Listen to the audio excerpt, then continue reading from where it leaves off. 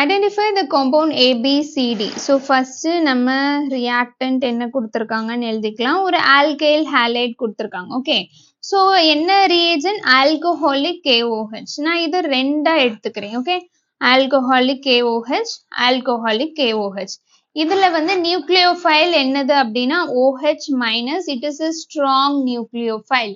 So இந்த கேஸ்ல actually SN2 possible தான், E2 possible தான். ஓகேவா? SN2 னா என்னது? டைரக்டா உங்களுக்கு ஒரு strong nucleophile இருந்துச்சுன்னா, so பேசிக்கா அந்த nucleophile போயிட்டு அட்டாக் ஆகி அந்த லீவிங் குரூப், அதாவது Br மைனஸ் அப்படியே போயிடும். ஓகே, ஸோ OH வந்து இங்க இருந்து அட்டாக் ஆகும், அப்படியே அந்த Br மைனஸ் வந்து போயிடும். இது ஒரு பிரைமரி குரூப் தானே, இது வந்து ஒரு primary allied, primary group.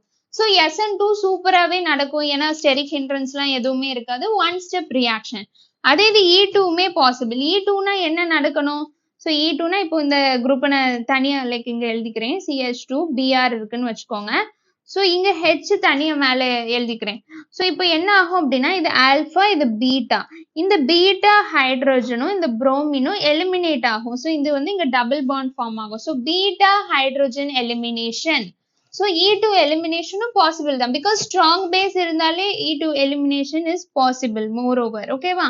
So நம்மளுக்கு இது ரெண்டுல எதா இருக்கும், மேபி SN2 நடக்குமா, மேபி எலிமினேஷன், கொஞ்சம் கன்ஃபியூஷனா தான் இருக்கும். ஸோ அதுக்கு நம்ம என்ன பண்ணலாம் அப்படின்னா, ஃபர்தர் ஸ்டெப்புக்கு போங்க. இப்போ A வந்து என்னன்னு எனக்கு தெரியணும். ஓகே, ஸோ அடுத்த ஸ்டெப் பாருங்க, ஓசோனோலைசிஸ் O3 in the presence of zinc கொடுத்ததுல என்னன்னா ரிடக்டிவ் ஓசோனோலைசிஸ். ஓகேவா?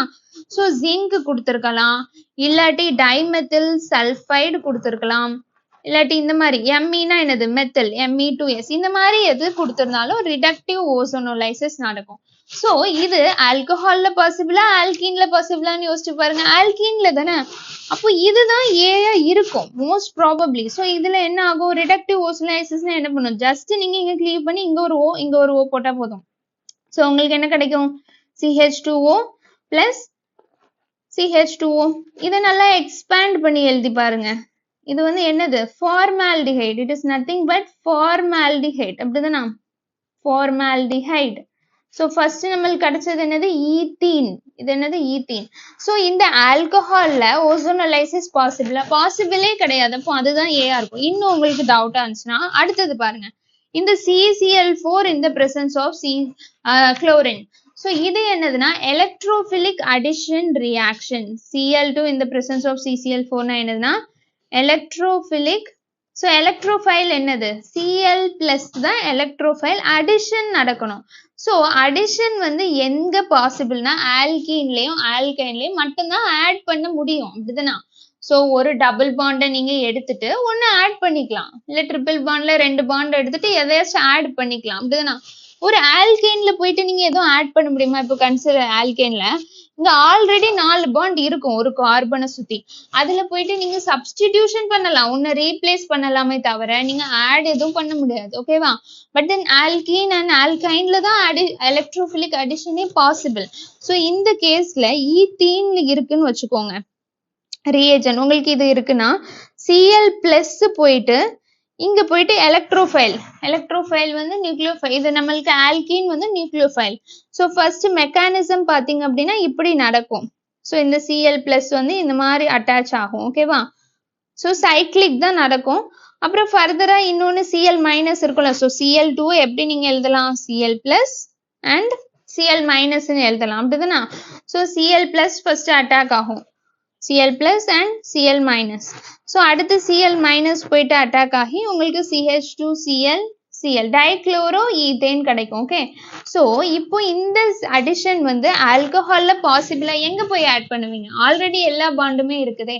ஸோ எதுலயும் நம்ம ஆட் பண்றதுக்கு ஸ்பேஸ் இல்லை, 4 பாண்ட்ஸ் தான் மேக்ஸிமம் கார்பனுக்கு. ஓகே, ஸோ நம்மளுக்கு இதுதான் கரெக்ட் வே. அடுத்து என்ன கொடுத்துருக்காங்க, குளோரின் அண்ட் CCl4 பதிலா NaNH2, B வந்து இப்போ டைக்ளோரோ ஈத்தேன், இப்போ NaNH2 போட்டிருக்காங்க. ஸோ NaNH2 நானும் போடுறேன். ஸோ இதுல என்னன்னா இந்த NH2 மைனஸ் வந்து ஒரு ஸ்ட்ராங் பேஸ்.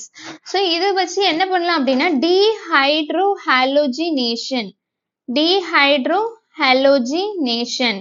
ஸோ இது என்ன மாதிரி நான் சொல்றேன் அப்படின்னா, ஸோ கன்சிடர் உங்களுக்கு CH H தனியா எழுதிப்போம் ஏன்னா டீஹைட்ரோ ஹாலோஜினேஷன் போட போறோம்ல. ஸோ என்ன ஆகும் அப்படின்னா அது டைக்ளோரோ ஈத்தேன்னு தான் நான் எழுதியிருக்கேன். ஸோ ஃபர்ஸ்ட் கன்சிடர் ஒரே ஒரு NH2 இருக்குன்னு வச்சுக்கோங்க. நம்மளுக்கு எத்தனை NH2 இருக்குன்னுலாம் கொடுக்கல. இப்போ இன்கேஸ் 1 ஈக்குவலண்ட் ஆஃப் NH2 இருக்குன்னு வச்சுக்கோங்க, அசியூம் பண்ணிக்கோங்க. அப்போ என்ன ஆகும் அப்படின்னா இந்த NH2 மைனஸ் வந்து இந்த H போயிட்டு எடுக்கும். அப்புறம் இது இங்க வரும், இது இங்க போயிடும். So anti elimination E2 elimination நடக்கும். ஸோ என்ன ஆயிரும், டபுள் பாண்ட் CH, அதுக்கப்புறமா Cl, அதுக்கப்புறமா இங்க வந்து உங்களுக்கு மிச்சம் என்ன இருக்கும், H இருக்கும். ஓகே, ஸோ அடுத்து இன்னொன்னு NaNH2 இருக்குன்னு வச்சுக்கோங்க. அப்போ என்ன நடக்கும், இன்னொரு பேஸ், அதாவது NH2 பேஸ் வந்து ஸோ அகைன் இந்த புரோட்டான் அட்டாக் பண்ணி இது இங்க வந்து இங்க எலிமினேட் ஆகும். ஸோ ஃபைனலா உங்களுக்கு என்ன கிடைக்கும் பாருங்க, ஈத்தைன் கிடைக்கும். இது என்னது, ஈத்தைன். பேசிக்கா ஈத்தீன்ல இருந்து ஈத்தைன் நம்மளுக்கு கிடைச்சிருக்கு, அப்படிதானா?